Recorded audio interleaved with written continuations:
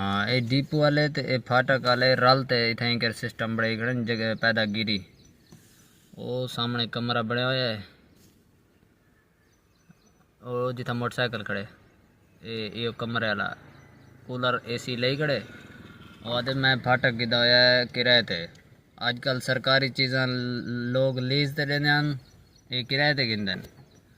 और असा किराए ते फाटक गिदा होया है असां को महीना देने 2 लाख रुपया। ते जेड़ा बंदा इथू टपे 400 रुपये इन्हें दे जगह गिरी 400 गिनदन वाला है गड्डी क्रॉस कराने दिन। बाकी हुन शेखुपुर आवन तक असां तकरीबन 3-4 दफ़ा फाटक क्रॉस किते हैं, कोई फाटक दे पैसे कह नहीं होंगे। बल्कि पूरे पाकिस्तान है फाटक क्रॉस करने कितने ही पैसे कह नहीं होंगे। सिर्फ ए माछी के दे नाल फरूकाबाद नाल नहर सबा नहर उन नाल जड़ा फाटक है